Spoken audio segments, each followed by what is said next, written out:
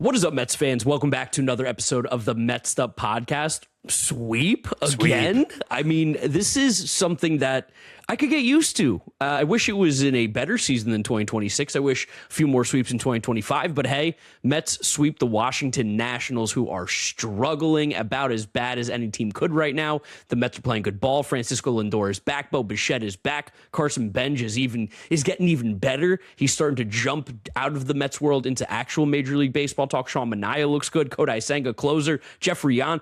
There's shockingly a lot to talk about before we get going into it. Make sure you guys are subscribed to Mets'd over here on YouTube. And if you're listening to us, Apple Podcasts, Spotify, Google, drops a rating, drops a review, download, and subscribe. Big shout out to all our members who get access to these episodes early. Before we do get going into it, I think we pump faked you guys about rotisserie chicken night on Tuesday.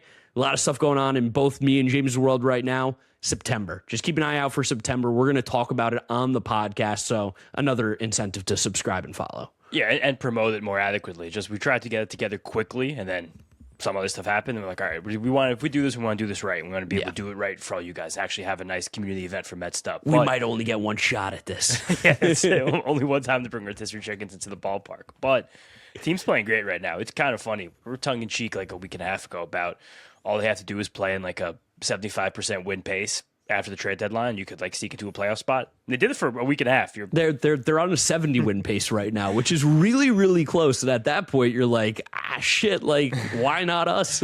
No, it's also as funny as of the sweep, or maybe even been Saturday, but I do think as of the sweep, the team's officially 500 with Andy Green as the manager. Crazy. That's not like, again, we're not having parades, we're not celebrating 500 ball, but it is just like, I kind of feel like something should have changed. He's even like underscored by playing great weekend, by having an amazing comeback on Saturday, having good pitching, at least until the last inning that Sean Manaea and Christian Scott were on the mound. Second last inning for Manaea. I really like Andy Green as the manager. I know he said that he doesn't want to do this, and he doesn't want this to be like, I don't know. I feel like you maybe should just do this. It feels like he's a leader, which is something, again, that we had critiques about, and it feels like more and more and more as the time goes on that the Mets desperately lacked a non-player leader, which you would hope that your manager was. He seems to be that. He seems to also keep his guys very accountable while also keeping this team very loose. I think it's a really good sign for a lot of these young players. I think it's a really good sign for the organization moving forward that even in a season that is completely lost, there are so many positive things happening, not even with just the big names, the household names, but with all the other guys on this roster. Andy Green seems to be a big part of that. The guys that they've brought in seem to be keeping everyone loose. It's a completely different feeling Mets team, and this is something that we always talked about too, how all the bad vibes, all the negativity, all the problems with Lindor, Soto, whatever it was going to be, if you just start winning baseball games, which is hilarious because the Mets are 500 and it feels like things are about as good as they could possibly be, but you start winning baseball games and you forget about all the bad stuff. Yeah, and there's also something like that's happened with this team. We've talked about it a lot on here. You and I have talked about it off air. I had friends texting me this weekend being like, I love watching this Mets team. Clay was like, this Mets team is awesome. Shout out Clay. Happy birthday to Clay over the weekend. Happy birthday, Clay. But there's just a joy that you're watching with this team now, which is like very fun. Shout out Subs. Subs texting me that too. Subs. He was like, this team is just a joy to watch. And I think part of it is that you mentioned that Green keeps these guys accountable. I also like that he challenges guys. Yes. Sometimes, especially with the pitching this time of year, challenging players can sometimes feel like leaving them hung out to dry, which I think the Mets have done with some of their pitchers over the last few weeks. But like Christian Scott on Sunday being like, yeah, you haven't even pitched in the 7th inning since getting Tommy John surgery. He walks the first guy. All right, let's go. Try and get the next one. He gives up a flare. Okay, one more shot. Try and get the next guy one more time. Gives up another flare. Okay, now, fine, he can take you out. But it's pushing these guys to limits to try and get development out of them. That's been the goal for the second half the whole time. Andy Green came from player development more recently, and he was on the bench in a dugout. And it's nice that those principles are now being applied to this team. And I think we're seeing actual Jared Young playing against lefties now. We're seeing a lot more tangible development, I think, from a lot of these guys. Now, I love Jared Young. Jared Young's really good. Great weekend for Jared Young. It maybe took playing against the nation's capital personally as a Canadian, but he just was everywhere. Lots of key hits, showing power, been highly productive going on months now. He's someone who, again, he's completely earned his right to be here next year and have a legitimate role. I don't know who said it on Mets Twitter, maybe the Queen Diana, but I think someone comped him to Ryan O'Hearn last year with the Orioles. Feels like a really, really good comp of like the could play the outfield, Not really going to. Don't want you to. First base is really the spot for him. Plays it completely fine and mashes right-handed pitching. Struggles against the lefties. Like, I love the Ryan O'Hearn comp. It might not be 1-to-1, but I love the conceptual thought of it. The guys were talking about that in the broadcast today, comping him to Ryan O'Hearn. Very, very generously calling Ryan O'Hearn a star, which I don't think I'd go that That's far. a little crazy. But yeah. in a role, he can be something that's similar to that. And they asked, was it Gelbs? Someone asked Andy Green specifically about the at-bats Young is taking now against left-handed pitchers. They're like, that's something you want to grow into, him being an everyday player. And Green, like very front office was like, we know what Jared Young's here to do, and he's someone's going to crush right-handed pitching.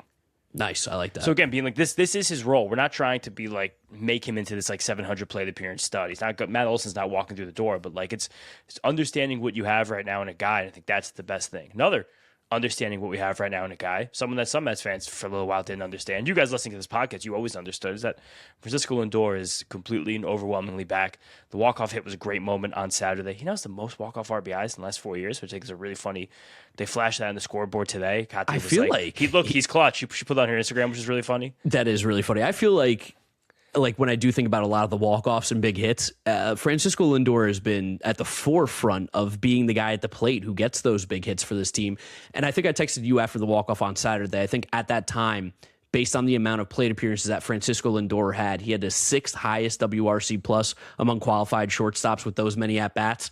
It's like, guys, like, what are we even talking about? And we told you when this nonsense was going on, how stupid it was and how, it's not 1-to-1. This is not the same scenario. People using historical data to say shortstops never succeeded past this age. It's like shortstops in the last 10 years only started being good actual baseball players. Before, Ozzie Smith was considered one of the best shortstops ever. He couldn't hit a fucking lick.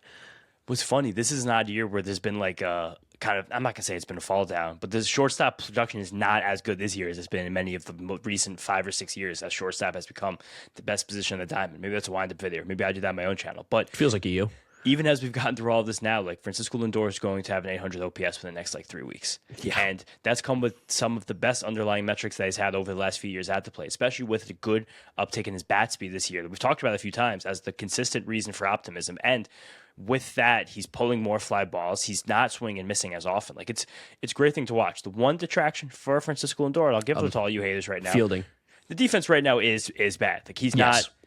I don't think Francisco Lindor is ever going to be a plus shortstop ever again. He did make one amazing play, like going down cross body to help Christian Scott. I think it was in that 7th inning or possibly even the 6th today. But then he booted one on Friday. He made another bad play on Sunday. Or was Saturday? Or was it? I think he made one Saturday, right?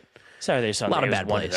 Listen, he's been making a lot of bad plays. Like he's having a very bad defensive season to the point where it's very noticeable, especially for a guy who's been one of the best defenders in baseball his entire career. But that is what's coming with aging, where I have still supreme confidence that this bat is going to be plus for a few more years. Yeah, I think that the defense has definitely taken a step back, and I think you're right. He definitely won't be as good as he ever was with the Mets previously defensively. That would be crazy to ask for, but I don't think that the fall off is going to be what we are seeing right now defensively. I think a full healthy spring training for a guy going into the season, I think he'll be totally back to being a plus defender, just not that elite glove, winning Gold Glove type guy. I could even see at least an average one that gets you through because now we're getting lots of great infield prospects. They're doing great things every single day. We're going to talk about some of them at the end. And I do think that there's a pretty legitimate chance that Francisco Lindor has just played injured still most of the year with that calf. Like it's healthy enough to play, but it's not 100%. Or the hamate. Yeah, you can see that in the. If the handmaid's injured, he might hit 40 home runs next year. Because right now he's playing on a 30 home run pace, which is exactly what he does every single year with better underlying metrics than he's had over the last few years. But the fact that the stolen base attempts are non-existent, and that's totally fine on a team like this when you had a nagging calf, and the fact that the sprint speed's down a lot, which part of that probably is the. Seen him break it down a little bit too on some plays. Yeah, and I think that's fair. And a nagging calf like that, probably more so than the batter's box, can affect lateral quickness and mobility, something that he was always so good at. That was why he was such a good shortstop. His reactions just moving like a cat around that infield. So that's something that's legitimate. But again, nice moment on Saturday for him to be the hero. Yes, and Francisco Lindor ends the weekend with a 775 OPS. I think it was a month ago when it started with like a 5, and people were ready to start saying, we got to get rid of this bum. Crazy. Yeah, no, that's not going to happen. It's nice that's not going to happen. Also, did you catch the hug, him and Soto after? Of course I caught the hug. I'm always looking for the hug. These guys hate each other. I got to make sure I keep a quick eye on those, but the haters are so mad that those guys are enjoying their time together. Lindor has 4 triples this year, and he's only played 68 games. That's fun. It's kind of fascinating. That's one off his career high they set in 2022. Can we talk about the guy next to him? Yeah. A little Bo Bichette talk? Bichette's great. I think He is and he isn't. I think right now, and Gary mentioned today, where it's like, and we've talked about this a lot because, man, is Bo Bichette inconsistent as fuck. But, like, when he's right, it's a guy who you're like, wow, I can't believe he ever got out. Like, I can't believe he hit a triple today. Dude, he was legging that thing out. It would hit the wall and bounce really far away. 90% so fucking slow. 90% of the guys in the league get inside the park around that one. But, again, we like Bo. We like to see Bo get the triple. But just the way he can handle a ball pitched anywhere on the plate and kind of hit it to the right spot. Keith was drooling over an opposite field single on an outside pitch today. He was like, man, when he can just get the bat head there and drive that to right, it's a special player right there. And the coolest thing about Bo that we've said all year, he made a couple great plays. He saved what was almost a really ugly throw. That was Saturday. I don't remember who threw it over there. Whatever. It was when the game was tight and there was a guy running there. He's just been such a good third baseman now. Yeah. And that is the thing that's going to absolutely, I think, play him off this team in the offseason.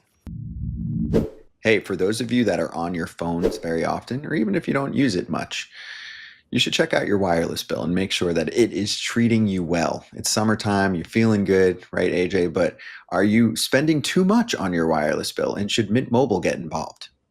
As someone that has 2 college-age kids, Scott, they are always on their phone, whether it's they're checking their Snap, they're checking their DMs, they're checking their Twitter. I need $15 a month because I need unlimited quality coverage that Mint Mobile provides. To get that new wireless plan for just $15 a month, go to mintmobile.com/territory. That's mintmobile.com/territory. Cut your wireless bill to $15 a month at mintmobile.com/territory. That's it. No catch. Upfront payment of $45 for 3 months, $90 for 6 months, or $180 for 12-month plan required. $15 per month equivalent. Taxes and fees extra. Initial plan term only. Greater than 50 gigabytes may slow when network is busy. Includes up to 20 gigabyte hotspot. Capable device required. Availability, speed, and coverage varies. See mintmobile.com. Yeah, me, you, and a buddy were talking about, shout out Mike, about the possibility of Bo Bichette opting out. You've been very, very early on to Bo Bichette opting out. It seeped into my brain thinking that he's going to opt out, especially with how weak the free agent market is. The third base market is also crazy, like thin right now. There's really not a lot of availability of good players there. And the biggest thing is that he is playing third base well. So, like, what'd the Phillies offer him? 8 for something? 8 for 240, was it? I could find it right now. It was 7, I think. Maybe 7 for 210. I feel like it was something for like $30 million a year of like 6, 7, or 8 years in length. Yeah, about 7, 200, 210. You probably just knock off 1 year, and he's probably just going to get the exact same offer. And I bet you there's like 2 more teams interested than there were last offseason, which is why Bo Bichette, I think, will opt out. And I also like what you said again in private to us about it. Bo's been saying a lot of like them. Like media stuff. Not a lot of us. And similar to those quotes that we shared about Lindor, and again, that's his agent telling him you have to do that. 100%. That's how that works. Yeah. That's not. This is nothing anti-Bo. But no. Lindor was like, Bo has to make his decision if he's going to be back here next year. Like, I think everyone knows when a player has an option like that, it's probably just silly not to take it. It's like, yeah, I don't think you're getting 2 years for $90 million anywhere, but you want to put some roots down. Tell me what you think about this take about Bo Bichette. Mm-hmm. He is a much better player in theory than he is over a full season. I almost think it's actually the opposite. Really? Because like this year, I think this year offensively is a fluke, but I do remember Blue Jays fans telling me when they signed him about like, oh, get ready to watch him have 50 of the worst at-bats that you're ever going to see, and then 50 of the best at-bats that you're ever going to see, where it's just like, how does this guy ever get out? And I feel like that's what helped the Blue Jays so much in the postseason last year was like you could just catch fire with him. And when he's hot, he does not get out. There's no doubt about it.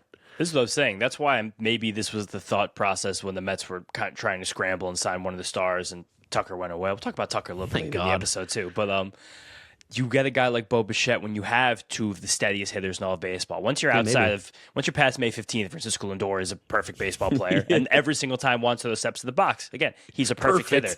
So you want to say, sure, I have 2 guys who are the absolute staples of consistency for this era.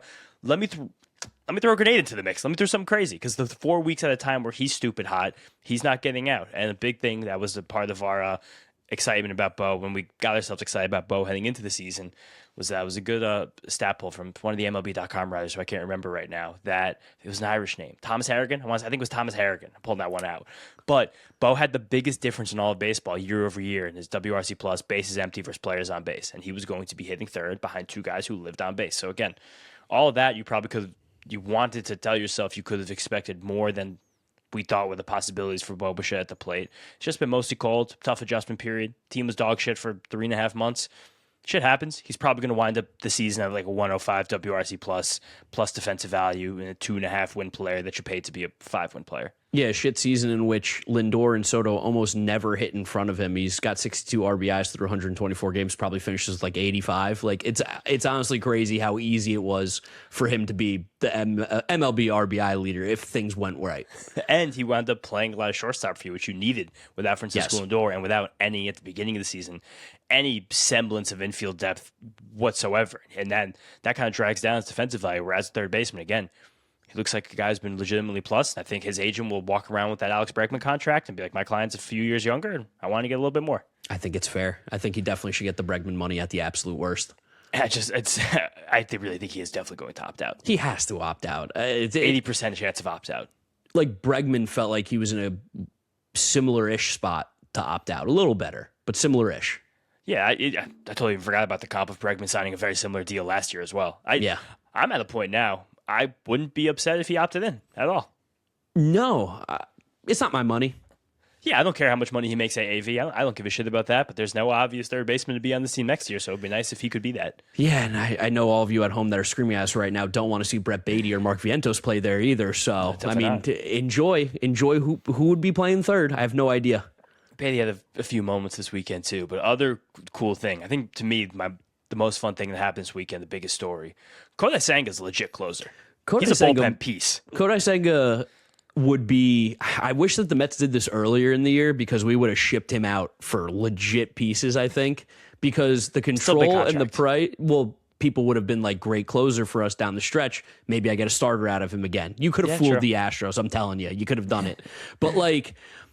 He's really, really good at the closer role. He feels like he was born to be a closer. It's kind of crazy that this contract, when we first saw it, you mentioned like this was totally what they felt like was a possible outcome was Kodai Senga becomes a reliever. I didn't think he'd be this good of a reliever. I'm happy you brought it up because I got killed when I said that at the time. You did get killed. And I probably shouldn't have said that because we were technically working for the Mets. And I was like, wow, what a good deal for a guy who could pitch in any role. He's going to be an ace. And he pitches like an ace that year. I was like, yeah, now he's a lot better. But now the fact that he could just super simplify everything and be like, here's fastballs and here's ghost forks. And he's even mixed in the odd sweeper and he's gotten more depth on that pitch. I feel like him being able to grip it and rip it more so has helped that pitch be something that kind of stands out a little bit more too relative to how it looked when he was a starter. But he was like warming up for the ninth inning today, and I was like, sick. I can't wait to watch Kodai.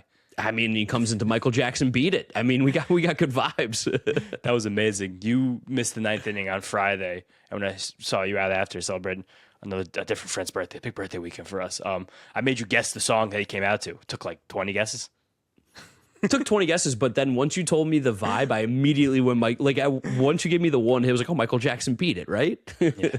Oh, there were no sweepers today, only sweepers on Friday. But just seeing him being able to be like, yeah, I'm sitting 97, and then you were going to swing and miss this pitch. Those forks were diabolical on Sunday especially. I think he hit someone with one of them on Friday, and he still made that one a little sweaty. But I really, really enjoyed Kodai Senga in this role, this being his new future. And it's funny that C.J. Abrams. It was C.J. Abrams, yeah. It's funny that we have a bullpen right now with 0 players from the opening day bullpen. That classic David Stearns. That's David Stearns' quote. We always like to tell you guys that the bullpen in April is nothing going to be like the bullpen in May, June, July, August, whatever. No one expected this bullshit to happen, but I look at Kodai Senga right now, again, similarly, wish he made less money next year. Also, not my money, don't care. Him being a potential high leverage reliever for $15 million, basically replacing Luke Weaver, doing the thing that Luke Weaver had to do like 5 years ago.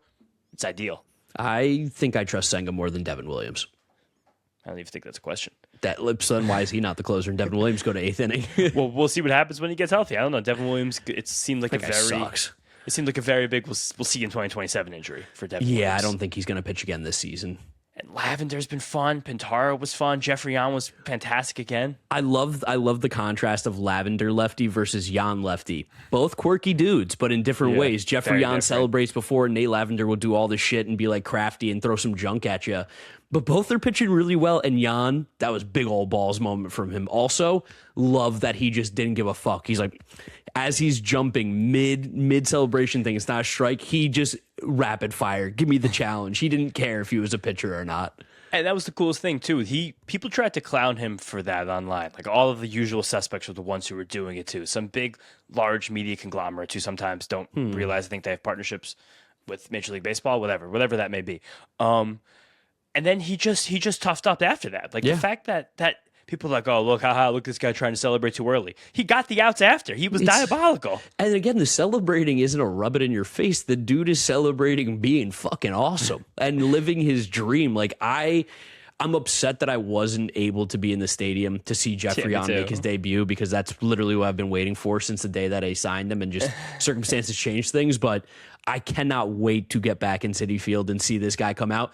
He even, like, coming out of the bullpen, it seemed like he had like a almost like I don't want to say like euphoric moment, but it seemed like he was like, wow, like this is what I've been waiting my entire life for. It's just really cool. Really good article from Will Salmon on The Athletic about, one, just like kind of profiling Jefry Yan, but also about the intentionality with which the Mets have been acquiring relievers and giving relievers these opportunities. Yan also has an incredibly unique opportunity to be a long-term good reliever. One, because we see him throw 100 miles per hour. That's a big thing. If the command ever gets better, and I feel like it's incrementally gotten better, we could feel that as well. In this outing, though, I loved how much he trusted his four-seam fastball. The pitch doesn't have like standout shape, but it has good shape, and he's sitting 98 with it. And he didn't throw, because again, he got 5 outs. It only took him 22 pitches to do so with 2 strikeouts, because the guy's a monster. 3 strikeouts. Oh, 2? I thought it was 2. Hey, whatever. Even better. He did not throw a single sinker to the righties and threw a single 4-seamer to the lefties. Split those up super duper well, and then had the slider bouncing off it. It was nice to see when a reliever can have a third weapon like that, like a different thing to show somebody, and not give into those platoon advantages. That just gives you so many more opportunities to be good. And we got 6 years of team control on Jefry Yan with 3 options. You guys better get used to him, because he's going to become a fixture. That's why I bought my Jefry Yan jersey. He's so good that the number that I have might make it even more rare than it already is as Jefry Yan jersey. He's going to get a real number next year. He's going to be a part of this bullpen. You think he would change his number? I think there's a world where he does. I think when you break in and you're playing well enough, you got to just roll with it. Was he wearing 84? Yeah, great. I don't think he's going to stick 84. He's an ex-receiver. He could do whatever he wants. I bet you he'd run a mean route. Yeah, but I mean, again, a lot of these guys, if they're born in different countries, they'd be playing very different sports. We're happy Yan picked up a baseball. Even after that, like... Well, we have to talk. It's a Daniel Duarte podcast. This is the preeminent Daniel Duarte podcast. And again, he just shoves. He doesn't fucking do anything but get outs. It is funny looking at this bullpen now and thinking, like, this is actually... It's all about who's going to be here next year. How many of these guys can prove themselves to be part of a successful bullpen next season? And half of these guys are putting themselves in position to do it. Like, it's fun to have...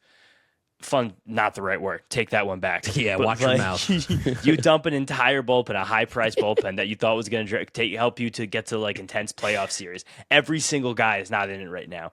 But the fact that there were all of these dudes waiting in the wings to be like, yep, I'm interesting and I actually have something to show. Like, there's so much hunger when these guys take them out every single game. Like, it's become hilariously fun to watch this bullpen of cast-offs, rejects, nonsense pitchers who are all doing their best to try and prove themselves.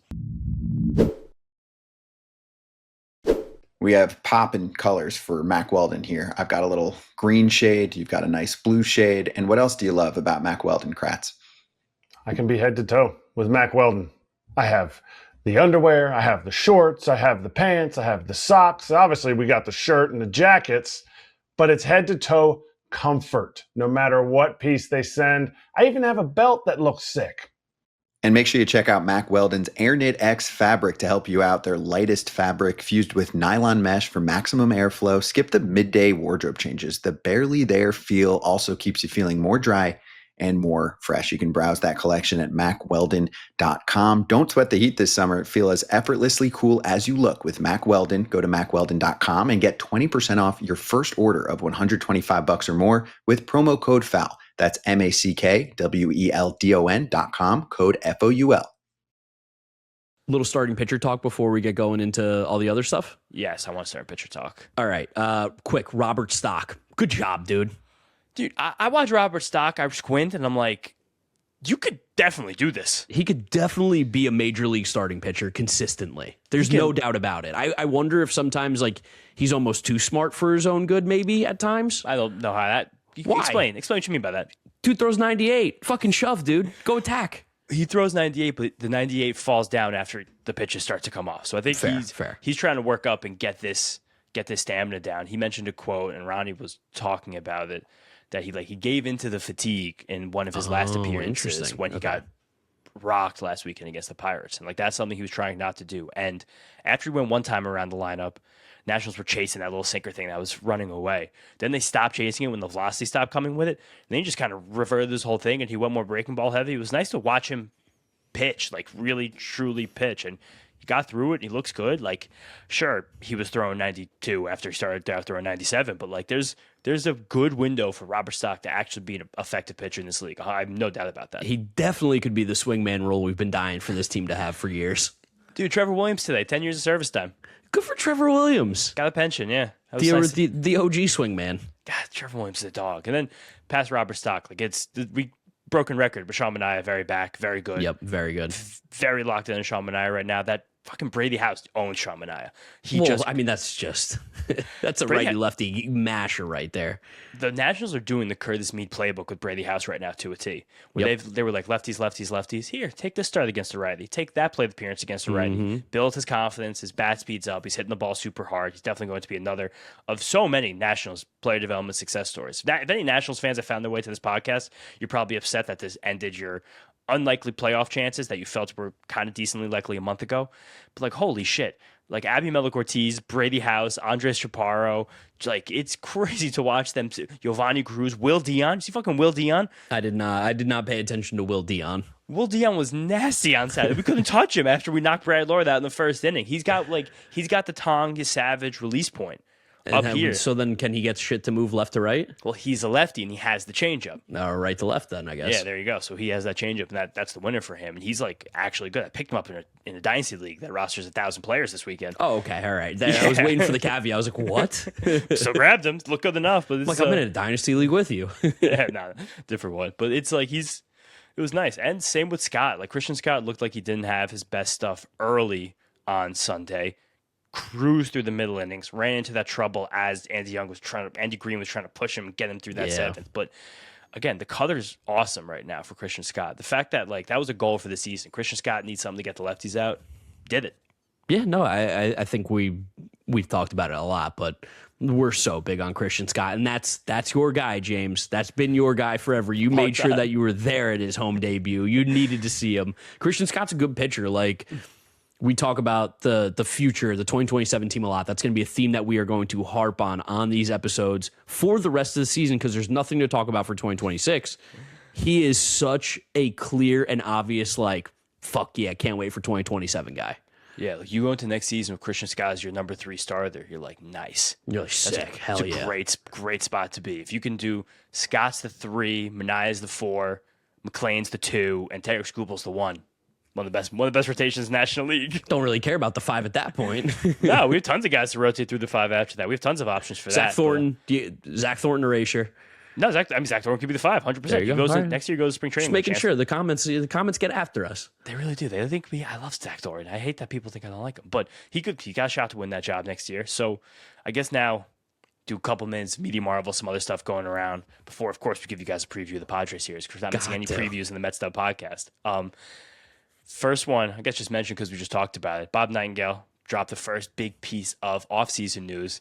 Mets and Dodgers expect to be the only teams to pursue Tarik Skubal seriously. So what's really cool is if his time goes super bad with the Dodgers, he probably does just come to the Mets.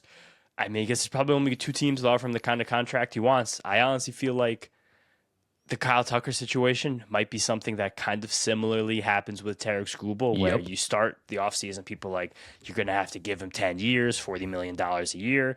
And then eventually all these teams are going to be like, wait a second, this guy's had multiple serious arm surgeries in the last 5 years. and he's 30. Probably not going to give him a 10-year contract. Then you start off here about 7s and 8s with super high AAV, so we can still set total contract records and stuff like that. The annual record, of course. And then it ultimately probably comes out to a short-term contract with an opt-out after year one, and Tarek Skubal's going to make $60 million in year one. Yeah, or like a 2-year opt-out when he has like $100 million for 2 years, basically. Yeah, the only reason I don't know if it'd be a 2-year is just because there will be no qualifying offer attached to him anymore. So, like, the teams wouldn't really worry. They'd be like, yeah, sure, you want the 1-year opt-out? Who gives a shit? Yeah, sure, it doesn't matter. You're not giving up anything together. Man, that's a good point. That's a good point on that. And this is coming out as there's weird things going on with Kyle Tucker with the Dodgers right now. Seems like we dodged a fucking bullet. Somehow, some way, the Mets getting Bo Bichette, who's having arguably the worst season of his career, dodged a bullet because it seems like Kyle Tucker can't even handle being the 7th guy on his team. I'll say this is absolutely defiantly the second worst season of Bo Bichette's career. No doubt about that. No doubt about that. Was it 2024? Yeah, he had one season where he was like May Bo Bichette for the entire year. We didn't have to go through that. Okay, thank God. Kyle Tucker, Dave Roberts basically made a comment to the media this weekend about Kyle Tucker not being in the lineup for a home game. They're like, yeah, he's dealing some stuff at home. Like, he can't play at home right now. Yeah, how could you say that? Home rest. He needed home rest. What does that even mean? And if you look at Kyle Tucker's splits this season, I'm going to pull him up for you guys right now. He actually can't hit at home. Did you see him today miss the fly ball in right field and getting booed immediately? Dodgers fans, I feel like, don't boo. Wow, they have the exact same OPS, 1/100th of a point difference. It's a 699 versus 700. Home and away? No, Kyle Tucker and Bo Bichette in general. But I'm pulling up Kyle Tucker's home and away right now. Oh, God. But, so he was getting booed, but then if they zoomed out and panned to the crowd, huge game on Sunday against the Brewers. Brewers fighting for the number 1 seed. Tarek Skubal versus Logan Henderson. There was 11 people in Dodger Stadium. There were more people at the Mets games this weekend that were in Dodger Stadium. Was there something going on? Why was there no fans? I don't know, 405, Segundo, traffic. Was it their 405 or is it our 405? I was talking about the highway. Oh, you're talking about the highway, not even the start time. No, it was their 105, absolutely. So Kyle Tucker at home. Oh my God, he's a 558 OPS at home. And 840 on the road. For context, that's like if Jorge Polanco played at home for the Los Angeles Dodgers. That's like if Jorge Polanco was a bit better. Only a bit better. If he was Marcus Semien. Jorge Polanco has on the year 424 OPS. So yeah, good bit better than Polanco. Even just say this about Polanco. Why is he still out there every day? Why is he playing? Truthfully, he can't move. He can't swing. He looks unhealthy and uncomfortable. Why are we doing this? I think because he has to. I guess because he has to. But doesn't it feel like there's an injury that just has not healed? And maybe the Mets want him to get seriously injured so they just don't have to worry about him next year. Is that can I start throwing out that crazy philosophy? The Mets are like, oh, dude, I hope he tears it. I have so much. That's fucking terrible. A horrible thing to say. I have so much newfound respect for Jed Larry for being like, I'm not playing. I'm hurt. I need surgery. I can't play. Like, this is worse. Yeah. I'm like, Jed Larry will be a meme forever, but Jorge Polanco, he looks like his career's over. I watched videos the other day of Jorge Polanco in the playoffs. It doesn't even Skubal, the right-handed swings. Doesn't look like the same human. The way he's playing baseball right now, and I mean this with the least amount of disrespect possible to Jorge Polanco, because I know he's trying and I know he's battling back. Disrespectful. Yeah, it's going to be super disrespectful. He plays the game like someone who isn't quite sure of what the actual objective is the game is. Like, it seems like he's like, like he doesn't really fully understand that, like, you're trying to get hits or like what the count means.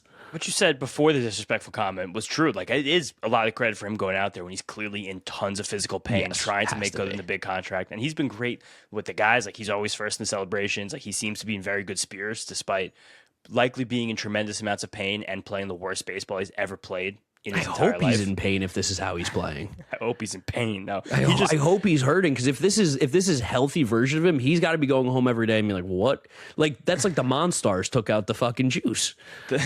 I mean, this is like we're going through Cal Raleigh shit right now, but it's not as pronounced because Jorge Polanco was an MVP candidate. He was just didn't very hit good 60 home player. runs. Yeah. Yeah. The Mets'd Discord was joking around about today. I'll put the link in the description for this. As we try to again schedule properly the chicken event at Citi Field.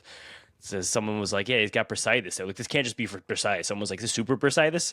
Yeah, like, maybe. This is like, again, I'm sure it hurts. I wish he would just take a seat, because also just get reps for other guys. Really to do that. Like, we just got news that Emilian Pitre is going up to AAA. That's awesome. Like, September call-up possibility. I'm saying, like, he's I think they had to add him to the 40-man roster. If not, they have to by the end of the year. Jefferson Rojas, also a guy. It's his 40-man year. He'll be on the 40-man roster, I think, into next year. Like, not the worst idea to get these guys. I mean, Pitre, especially if he's going to be getting reps in AAA. Just some free plate appearances. Just see what it's like. New Jeff McNeil. That's what I'm calling him. Canadian Jeff McNeil. I said that today in the Discord as well. I don't know why we didn't see that. I don't know why we didn't see that earlier. Yeah, how did we not immediately go Canadian Jeff McNeil? Did we mention that last night and just forgot that we talked about it and think we each came to it on our own? It's super possible. We had a couple drinks. Yeah, that's okay. That makes some sense there. But he's actually another year Pitre for the Rule 5 eligibility. So maybe not then. No, maybe not. But I mean, he's going to be in AAA. He's turning 24 years old in October. He's good. He's going to get major league reps next year. He likely gets a nice chunk of second base at bats because I can't think of anybody else who should get those. Well, I think there was another article by Will Salmon this weekend too, talking about the Mets have like told Marcus Semien basically like, we're going to be giving some people some other looks at second base. You got to earn that playing time. I kind of love that. I think it's completely fair. I even think Marcus Semien would say it's completely fair. Marcus Semien, first baseman, 2027. Oh God, no! I don't even think that should happen at all. I like that we've been talking so much about all like the clogging of the Mets roster and have this offseason. Worst case scenario, at least we're unclogging the roster, and now we've so reclogged the roster with Semien and Jorge Polanco on it. Also, they were talking about the fact that I think it's Semien and Blake Butera are close friends. Really? Yeah, it was one of the other Blake coaches on Butera? staff. That's the coach. Yeah, Blake Drew Butera. Butera is the one I always call him. Yeah, the former backup catcher. But the fact that I think they came up together same org at some point, maybe with the A's. And yeah, maybe it was the White Sox back way. Remember Semien was a White Sox prospect? Yeah, that's crazy. I think he was a Cal guy, right? Yes, Cal. Cal Berkeley. Yeah. Smart guy. Also, Elian Pena went up to the Cyclones. So if you guys are local in the city, you want to catch Elian Pena before the end of the year, we got some Cyclones ball left. And then also former Mets prospect Joshua Baez, 3 home run game. Oh wait, no, that's not the former Met prospect. My bad. I'm just like the idiots on Twitter who also thought that. That's like where I was going to close this one out. We need to do a very staunch media marvel here because Joshua Baez had this was like not. I can't even say this was the best debut in baseball history. I think that was the best first day of any job in the history of the world. Yeah, 3 home runs in one game. He had a 450 home run in his first major league pitch. Who's sick. And then 2 more home runs in his following 2 at-bats.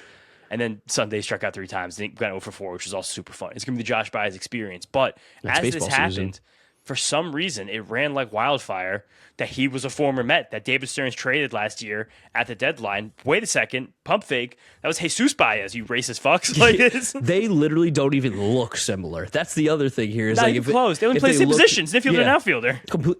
Hey, James, completely different names. Different countries. Very different countries. Yeah, Josh Baez, born in America. Yeah, Boston. Yeah, I think it was Pete Hoffman at WFAN. He was tweeting about it, and people were like, dude, what are you talking about? I mean, you just, that was good. Pete Hoffman, WFAN, you could have stopped right there. I would have known where that was going. Yeah, like, that was just, he got community notes. Do you want to hear the ratio? Yes. 170 likes, 84 retweets and quotes, mostly quotes, 320 replies, 310,000 impressions. Oh my God. With 170 likes. Holy shit. Yeah. That's good. Real good. Time for us to do our series preview of the San Diego Padres. I have to do the series preview of the San Diego Padres. Get me those pitching matchups one more time for me, James. I got it. Nice series. Padres are playing inspired ball. I think they've won 16 out of 21. Let's spoil them. These are teams I hate. I hate the San Diego Padres. I would like to spoil anything for them, but I don't know if we will because that team's a buzzsaw right now. So Monday night, 7:10, Nolan McLean versus Walker Buehler. Oh. Tuesday night, 7:10 again. Even though we're not doing chicken, I still much like go to that game. I haven't been doing. I think so too. Yeah. Zach Thornton versus Robbie Ray, big time left off, and then we got a couple leftists, big time. I don't know about that. Maybe. Probably not Robbie Ray. Probably not Thornton either. Wednesday, 1:10 matinee getaway day. Nice for us. Robert Stock versus Michael King. Ah, man, I might have to rip back-to-back days. Tuesday, Wednesday. So that's a 1 syllable off. Stock versus King. Stock King. Kings of stocks. I mean, the Padres are playing really, really good baseball. Like you said, the offense is totally back. We talked about it on the windup. This is a team that can win the World Series. As crazy as that sounds for how disrespectful we were from them at the beginning of the year, barring any injuries, the rotation, the bullpen for sure, and the lineup are definitely good enough to be a team that can beat the Dodgers, go to the World Series. Absolutely. They swept the Brewers last week. They just took 2 out of 3 from the Guards in Cleveland. Like, they are uncontrollably rolling. And the big reason, like you said, their lineup is back. Fernando Tatis Jr., he had the home run drought. Since he hit that first home run, he's top 5 player in baseball, as he is. Manny Machado looked old and slow and like a teeny bit fat. play his way back into shape. He's been raking now for 2 straight months. Jackson Merrill is possessed, on fire right now. Back. He looks like 2 years ago, Jackson Merrill, when he looked like one of the brightest young stars in the entire league. They're getting great support from the rest of their lineup. Remember, you yelled at me when I said I like Ty France on the Mets? I did yell at you about that, yeah. I did. He's got an 860 OPS and a 300 batting average, hitting 4th every day. You do know if he was here, he would never be doing that. He'd be Marcus Semien. How could you know? You can't know. I know. All I can do is what things. I can see. I mean, they're Marcus Semien, way worse. Xander Bogaerts had a terrible season, but he's begun to hit better of late. Gavin Sheets is hitting well when he doesn't have to face too many lefties. They just picked Luis Rengifo up. The Brewers cut Rengifo.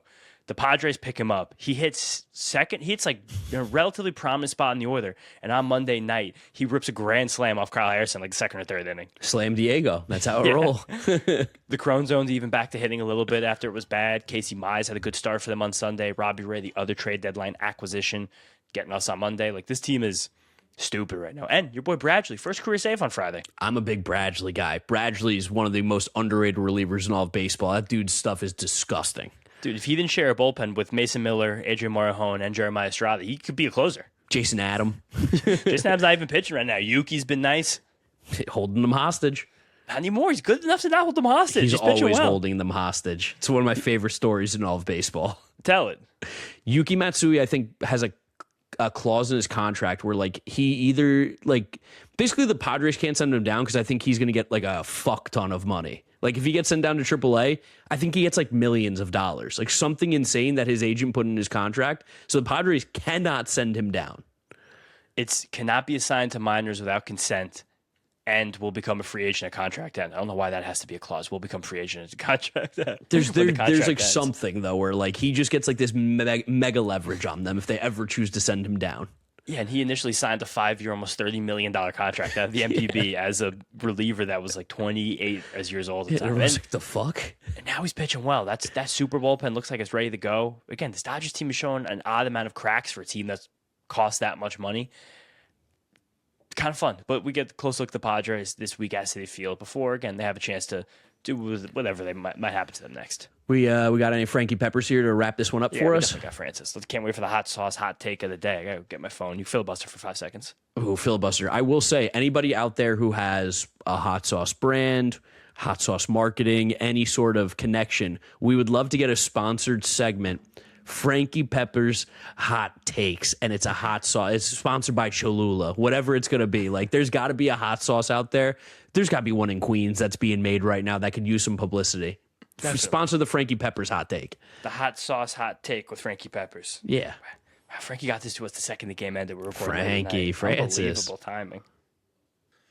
Gentlemen, this is Frankie Peppers. How you doing? How you doing? Against all fact, against all rationality, gentlemen, I can't help but believe a little bit in this team. I'm aware that, we're 13 games under 500 still. I know what is in front of us, most likely, but there's that little bit of me, gentlemen, that really, truly wants to believe. So my hot take is that it's okay to believe sometimes, even if you know that the result might not be what you want.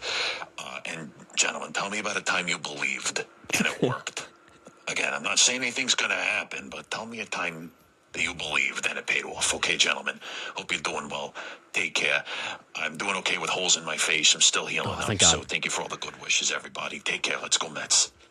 I mean, everyone, make sure you wish Frankie well for the holes in his face. Make sure you do that on social media if you can, and the comments. Knicks this entire time. I was going to say the Mets every season. I mean, yeah, but it's never worked. No, for sure. You got to believe. That's the whole thing. You got to believe, of course. But a time that it worked, the Knicks. Definition of it. Definitely, that was a time where it worked. I've had moments like that with Ohio State, too. Must be nice. Yeah, my first year of college, they lost the first home game I ever went to, and they were seniors here that had never seen the home loss, which was funny to experience that and watch a team come together, win 59-0 in Indy against Wisconsin. Great sports watching moment. I mean, also as two guys who do baseball talking, yapping, media stuff full time, you kind of have to do some believing when these things began. Believe in yourself. Yeah, always got to believe in yourself. That's the real message of Frankie Peppers right there. You got to believe in yourself. That's why we have Frankie here, to get stoic and introspective with you guys 40 minutes into these. And he's also our perfect way to end an episode. Thank you guys for listening. Thank you for watching Mets'd Up. Make sure you are subscribed over on YouTube to see the video version. If you're listening to us, Apple Podcasts, Spotify, Google, drop us a rating, drop us a review, download, and subscribe. You can follow James on social media James Shiano. And I'm Draftnik Mark. We'll catch you guys on the next one. Peace out. Peace out, guys. Go Mets.